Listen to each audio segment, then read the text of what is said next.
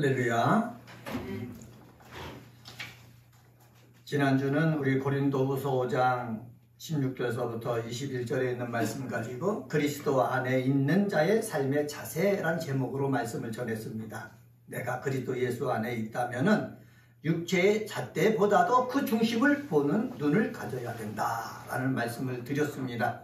내가 꼽히는 교회에서 믿음 생활하는 우리 그리스도인들은 사람의 겉모습, 학연, 지연 이것을 바라보기보다 그 사람이 가지고 있는 그 중심을 볼 수 있는 눈이 열려지게 되어지기를 예수님의 이름으로 간절히 축원합니다. 두 번째로 화목하게 하는 직분을 감당해야 한다 말씀드렸습니다. 이 세상에는 혼란스럽습니다. 어둡습니다. 저주가 넘칩니다.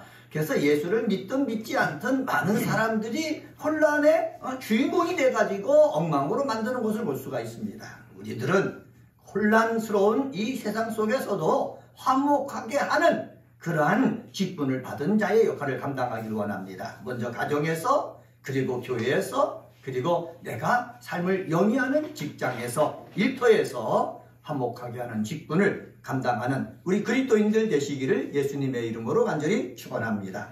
세 번째로는 예수 안에서 하나님의 의가 되었다라고 말씀하고 있습니다. 내가 예수를 믿어서 예수님이 내 안에 계시니까는 하나님의 의, 다시 말하면 하나님이 나를 의롭다고 칭해줬으니 하나님이 칭하신 대로 칭의, 성화, 영화를 거쳐나가는 점점 예수 닮아가는 귀한 그리스도인이 되시기를 주의 이름으로 간절히 축원합니다.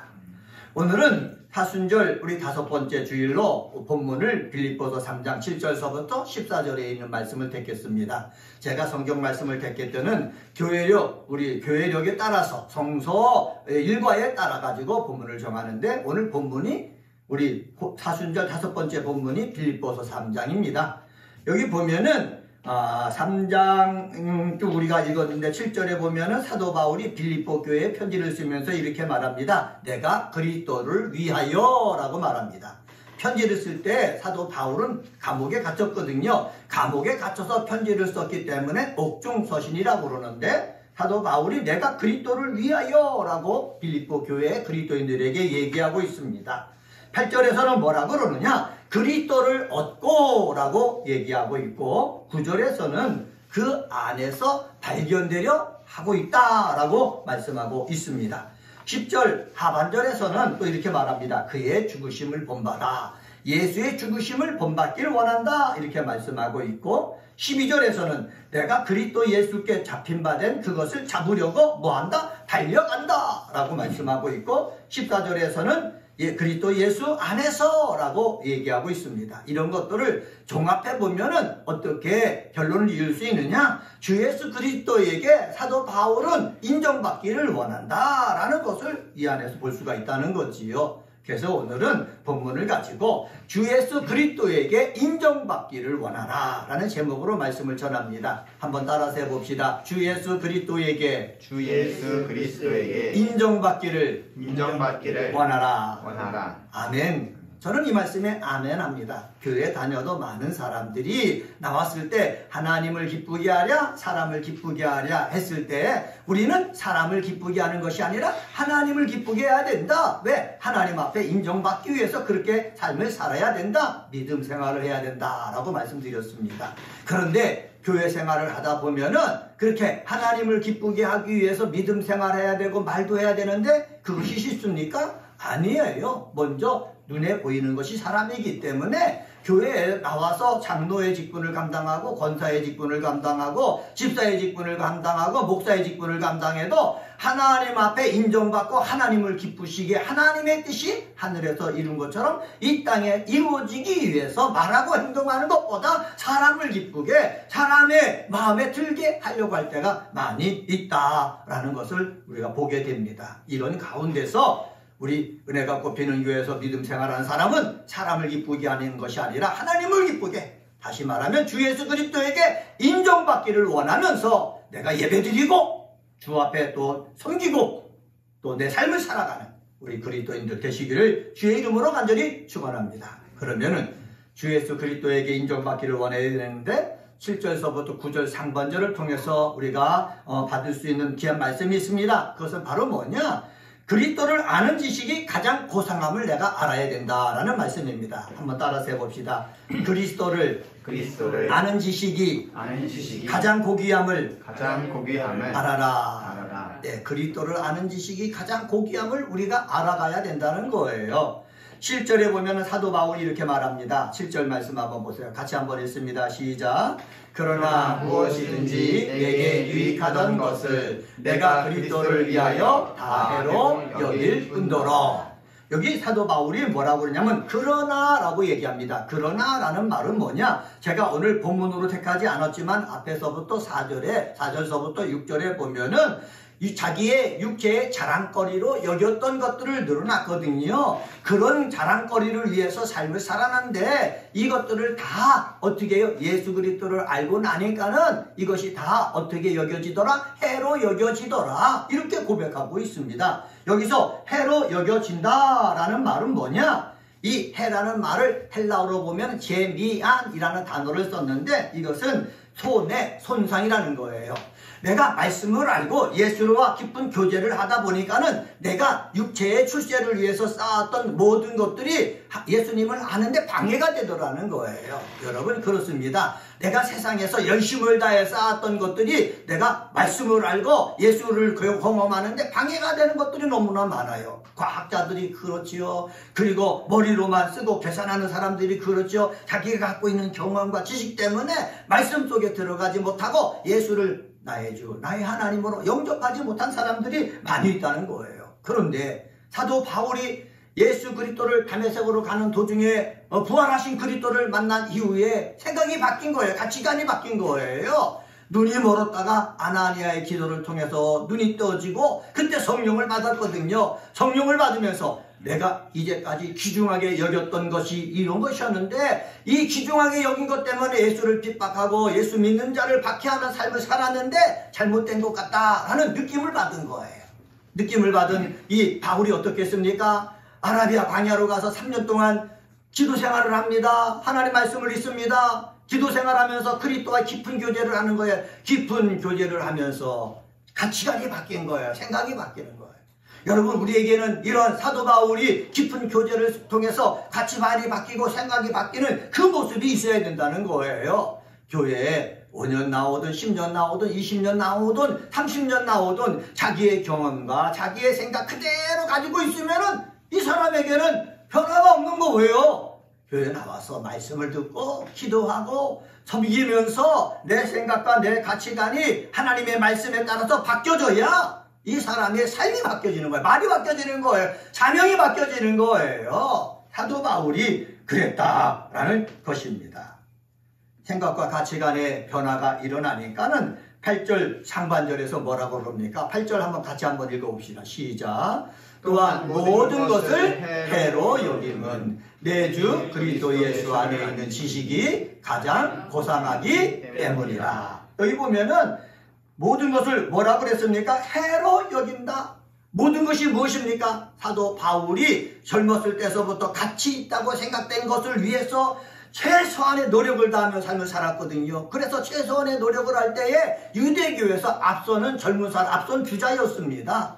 그런데 이 앞선 주자였는데 예수님을 만나고 경험하고 생각과 가치관이 바뀌다 보니까는 어떻게 해요? 내가 잘못했다는 거예요. 잘못 알았다는 거지요. 방해가 되고 있다는 거지요. 그래서 방해가 되는 것을 어떻게 과감하게 버렸다는 거예요. 내가 그를 위하여 모든 것을 잃어버리고 라고 말씀하고 있지 않습니까? 모든 것을 잃어버렸다. 내가 그를 위하여 모든 것을 잃어버렸다. 그리고 그리스도를 얻었다 라고 얘기하고 있습니다. 모든 것을 잃어버렸을 때는 뭐가 있습니까? 그리스도를 아는 지식을 가졌기 때문에 그렇다는 것이지요. 기도를 통해서 말씀을 통해서 예수 그리스도와 깊은 영적 교제를 하면서 확실하게 안 거예요. 옛날에는 희미하게 알았던 것을 확실하게 아는 거예요. 확실하게 알고 나니까는 변화가 생기는 거지요. 우리도 말씀을 읽고 말씀을 들으면서 예수 그리스도가 어떤 분인지 확실하게 아심으로 말미암아 변화가 생기는 역사가 있게 되어지기를 주의 이름으로 간절히 축원합니다. 그 변화는 무엇입니까? 예수 그리스도가 내가 알고 있는 것보다 더 귀하다, 고귀하다, 고상하다, 가치가 있다. 이것을 발견하게 된 거예요. 우리 오늘 찬양할 때 주 예수보다는 귀한 것은 없네. 우리 찬양했지 않습니까? 주 예수보다도 귀한 것은 없네. 이 세상 부귀와 바꿀 수 없네. 영죽을 내 대신 돌아가신 그 놀라운 사랑 잊지 못해. 우리가 찬양을 부르지 않습니까? 여러분, 찬양의 우리 가사대로 여러분은 주 예수보다 귀한 것이 없다고 여러분 믿습니까? 그렇게 사십니까? 그런데 저는요, 예수 그리스도를 깊이 알기 전에는 이 찬양을 부를 때 웃음이 났어요. 예수가 뭐가 귀하냐? 내가 계획하고 하는 일이 귀하지. 돈을 버는 일이 귀하지. 출세하는 것이 귀하지. 내 명예가 귀하지. 내 가정이 귀하지. 라고 생각했거든요. 그래서 이 찬양을 부르면서 정말로 예수보다 귀한 게 없을까? 이런 의구심이 들었다는 거예요. 여러분은 그런 의구심이 들지 않으십니까? 그런데 사도 바울도 이런 의구심을 들었는데 기도하면서 예수 그리스도와 깊은 교제를 하면서 생각이 바뀌는 거예요. 가치관이 바뀌는 거예요. 저는요, 저뿐만 아니라 우리 함께 예배드리는 사람이 생각과 가치관이 바울이 바뀌었던 것처럼 예수보다 귀한 것은 없습니다 라고 고백할 수 있는, 신앙 고백할 수 있는 믿음의 사람이 되기를 주의 이름으로 간절히 축원합니다. 이렇게 고백하려면은 그리스도를 여기 보면은 안다. 여기 말하고 있지 않습니까? 지노세이스라는 헬라어를 썼는데 이거는 히브리어의 야다라는 단어예요. 지식적으로 배워서 아는 것이 아니라 경험하면서, 체험하면서, 관계 맺으면서 아는 것을 말하고 있어요. 여기서 예배드리면서 우리 서로 관계를 맺으면서 예수 그리스도의 사랑과 예수 그리스도의 은혜, 즉 예수 그리스도의 놀라운 복을 여러분 알게 됨으로 말미암아 나에게 내가 갖고 있는 재산보다, 내가 갖고 있는 것보다 예수님은 귀합니다. 고백하는 역사가 있게 되어지기를 주의 이름으로 간절히 축원합니다. 그리고 예수 그리스도가 더 귀할 수밖에 없는 이유가 있어요. 그것은 바로 뭐냐? 우리가 죽을 때가 되면은 내가 쌓아놓은 모든 것은 이 세상에 놓고 가거든요. 물질을 많이 벌어놨습니까? 놓고 가야 돼요. 집을 확장했습니까? 그 집도 놓고 가야 돼요. 내가 자가용을 좋은 거 샀습니까? 그것도 놓고 가야 되는 거예요. 내가 많은 인맥을 쌓았습니까? 그것도 놓고 가야 되는 거예요. 마지막에 가는 것은 예수께서 약속하신 그 믿음만 가지고 저 천국에 가는 거라는 것이죠. 그래서 마지막 때 보면은 예수 그리스도를 알고 예수 그리스도를 위해서 살았던 것이 내가 정말로 귀하다라고 고백할 수밖에 없는 거예요. 이러한 믿음이 저에게도 있어지고 우리 사랑하는 그리스도인에게도 있게 되어지기를 다시 한번 예수님의 이름으로 간절히 축원합니다. 두 번째로 9절서부터 13절을 통해서 찾아볼 수 있는데 그것은 바로 뭐냐? 하나님에게서 오는 의를 얻어야 된다는 거예요. 한번 따라서 해봅시다. 하나님에게서 오는 의를 얻으라. 예, 하나님에게서 오는 의를 얻어라. 우리 지난주에도 설교했지만은 하나님께서 우리를 의롭다 하셨어요. 이것을 칭의라고 합니다. 의롭다함 받은 사람이 이렇게 정말로 예수 그리스도와 깊은 교제를 하면서 말이 바뀌어지고 삶이 바뀌어지는 것이 바뀌어집니다. 이것을 성화라고 해요. 그리고 마지막에 주님이 오실 때 온전히 변화됩니다. 이것을 영화라고 하는 것이거든요. 그래서 그리스도로부터 이 의를 얻기 위해서 우리는 예수 그리스도를 믿고 또 믿으면서 또 이 믿음을 계속해서 유지하면서 사는 것입니다. 이렇게 살아나갈 때 뭐를 얻을 수 있습니까? 하나님에게서 오는 의를 얻을 수가 있다라는 사실입니다. 한번 9절 한번 읽어봅시다. 9절 하반절. 내가 가진 의는 율법에서 난 것이 아니요 오직 그리스도를 믿음으로 말미암은 것이니 곧 믿음으로 하나님께로부터 난 의라. 한번 같이 한번 읽습니다. 9절 하반절. 내가 가진, 거기서부터 읽겠습니다. 9절 내가 가진, 시작. 내가 가진 의는 율법에서 난 것이 아니요 오직 그리스도를 믿음으로 말미암은 것이니 곧 믿음으로 하나님께로부터 난 의라. 초대교회 당시 유대교 사람들은 자기 의를 어디서 찾았습니까? 율법에서 찾았어요. 내가 율법을 지키면은 나는 의롭게 된다, 이렇게 믿고 있었습니다. 그래서 그들은 율법을 지키려고 무진장 애를 썼어요. 바리새인도 그렇죠, 서기관도 그렇죠. 그런데 겉으로는 율법을 지키려고 애를 쓰지만은 예수님은 중심을 보신다고 그랬지 않습니까? 그 중심은요, 율법대로 살지 못하고 있는 것이 다 보이는 거예요. 그러다 보니까 얼마나 가증스럽겠습니까? 여러분도 한번 생각해 보세요. 교회 나와서 믿음 생활 거룩하게 하는 것 같은데 겉모습은 말도 거룩하게 하고 겉모습은 거룩한 것 같은데 그 속마음을 보니까는요, 더러움이 가득하거든요. 남을 속이는 것이 가득하거든요. 그러니까는요, 하나님 보실 때에 이 사람이 의로워집니까? 의로워질 수가 없는 거예요. 율법 준수만 주장하는 사람들은 인간의 노력만 있는 거예요. 여기에 하나님이 개입할 공간이 없는 거예요. 이것을 누가 아는 거예요?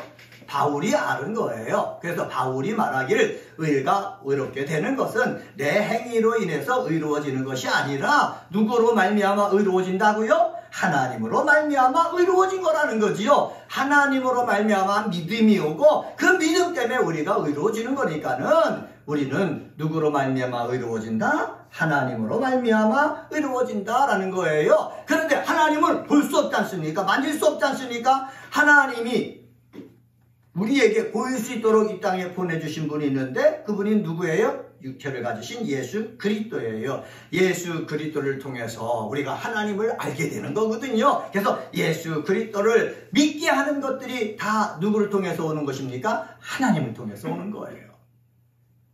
바울이 경험한 거예요.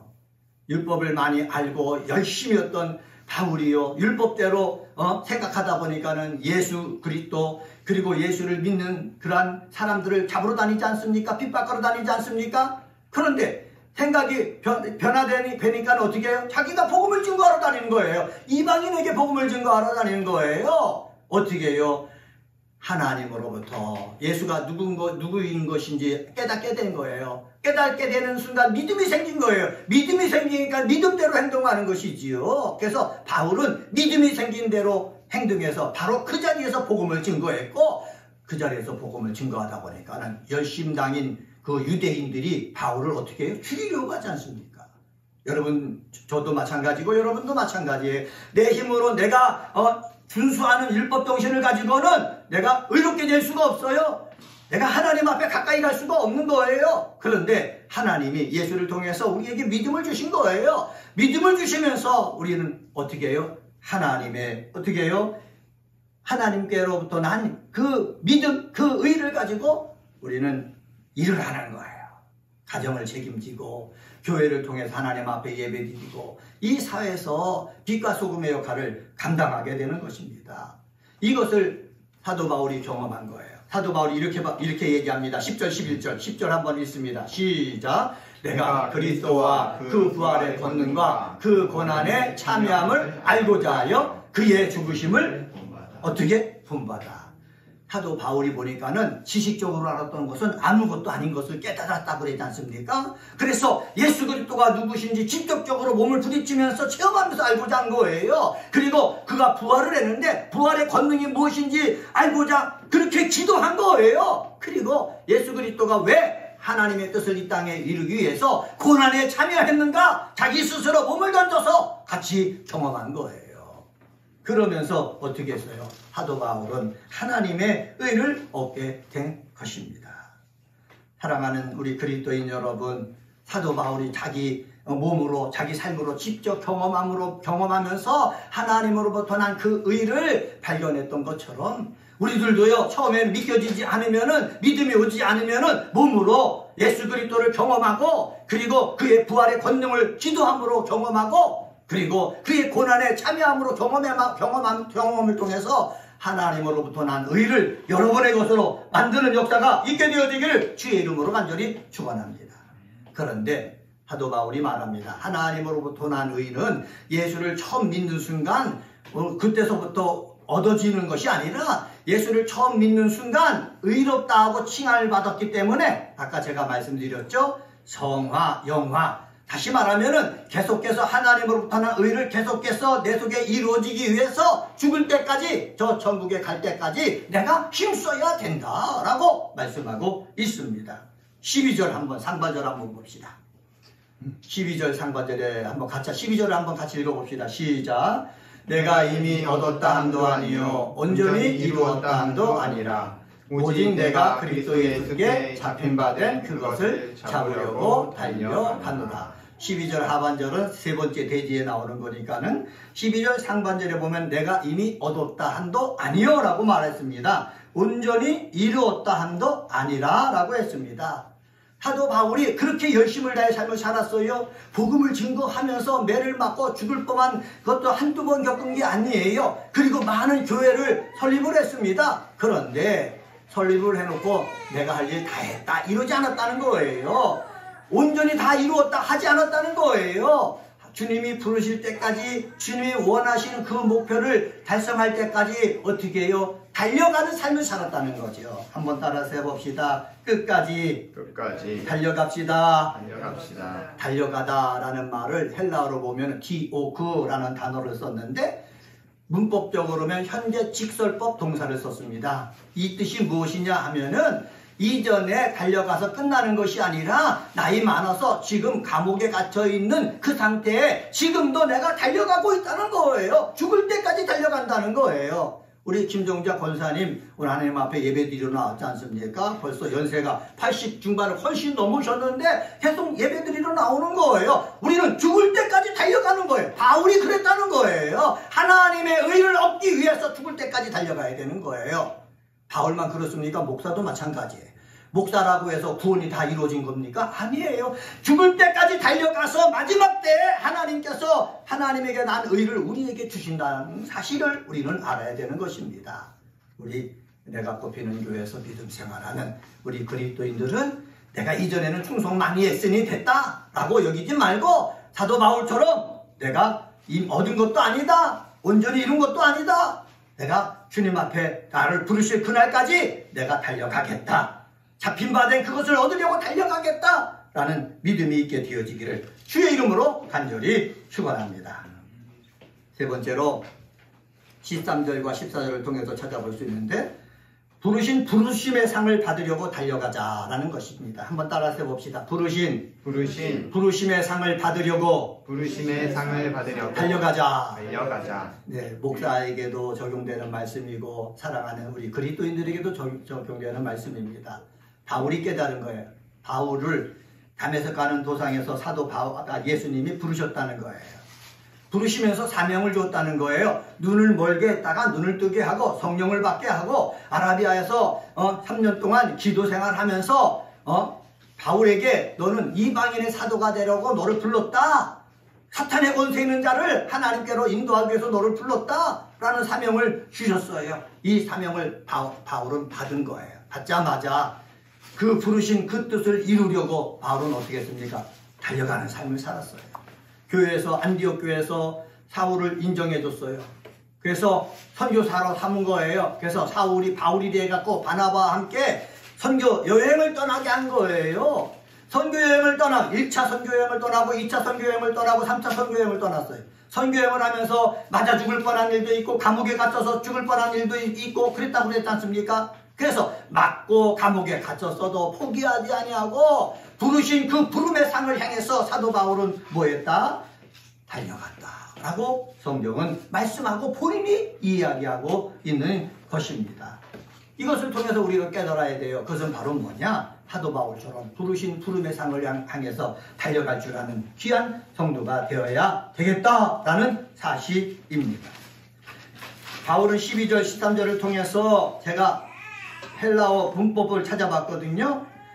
카탄 람바노라는 동일한 단어를 3번 사용하고 있어요. 근데 시제와 법을 달리해서 사용을 했는데 먼저 예수께 잡힌 바 된 이라는 단어를 보니까는 부정과거 수동태를 썼습니다. 부정과거 수동태를 쓴 것은 바로 뭐냐? 바울 자신이 이미 예수 그리스도에 의해서 강력하게 붙잡혀 된 상태다라는 것을 얘기하고 있어요. 그리고 잡으려고 라는 말이 있거든요. 여기에는 부정과거 가정법 능동태가 쓰여졌습니다. 이것은 바로 뭐냐? 바울이 그 목적을 잡으려고 하는 강한 열망을 보여주는 문법이다. 이렇게 주석서는 설명해 놨어요. 그리고 13절에 보면은 카테일 레페나이라는 단어를 썼는데 이것은 바로 뭐냐? 그리스도에 의해서 이미 구원을 받았지만은 아직 완성되지 않았기 때문에 계속해서 달려가겠다라고 해석을 해놨습니다. 다시 말하면은 내가 어떻게 해요? 여기 보면은 예수께 잡힌 바 되었다. 그리고 잡으려고 그리고 어떻게 해요? 내가 계속해서 달려가겠다라는 것들을 누구에게 얘기한 겁니까? 빌립보 교회에 있는 성도들에게 얘기한 것입니다. 이 얘기한 이유가 무엇입니까? 나는 지금 감옥에 갇혀서 어려움을 당하고 있지만 부르신 부름의 상을 위해서 나는 계속해서 달려가겠다라는 것을 그리스도인들에게 얘기해 준 거예요. 이 바울의 이 도전, 이 결심이 저와 여러분에게 있게 되어지길 소망합니다. 내가 이제까지 한 것, 그것은 과거의 일이다. 내가 앞으로 미래를 위해서 내가 끝까지 내가 이러한 믿음의 일을 하겠다라는 귀한 우리 그리스도인들 되시기를 주의 이름으로 간절히 축원합니다. 여기 보면 잊어버리고 라고 했지 않습니까? 잊어버리고 라는 말은 뭐냐? 내가 더 이상 관심을 갖지 않겠다라는 거예요. 세상에서 내가 이제까지 중심으로 살았던 일에 더 이상 관심을 갖지 아니하고 내가 하나님께서 나에게 부르신 그 부름의 상을 향해서 다른 박질에 나가겠다라고 했는데 저는 이러한 이 바울의 결심이 우리 사랑하는 우리 은혜가 꼽히는 교회 그리스도인의 결심이 되어지기를 주의 이름으로 간절히 축원합니다. 내가 이제까지 전에는 예수를 핍박하고 예수 믿는 자를 죽이려고 쫓아다녔지만은 그렇게 했던 모든 것은 잊어버리고 또 주를 위해서 많이 행했던 그러한 업적들이 있지만 그것까지도 잊어버리고 새로운 마음으로 항상 다른 박질에 나가겠다라는 이 고백이 우리 사랑하는 우리 그리스도인들에게 있게 되어지기를 주의 이름으로 간절히 축원합니다. 오늘은 빌립보서 3장 7절서부터 14절에 있는 말씀 가지고 주 예수 그리스도에게 인정받기를 원하라 라는 제목으로 말씀을 전했습니다. 그리스도를 아는 지식이 가장 고귀함을 알아야 됩니다. 하나님에게서 오는 의를 얻으려고 해야 됩니다. 끝까지. 그리고 끝까지 부르신 그 부름의 상을 받으려고 달려가야 됩니다. 이러한 주인공이 되시기를 주의 이름으로 간절히 축원합니다. 기도하시겠습니다.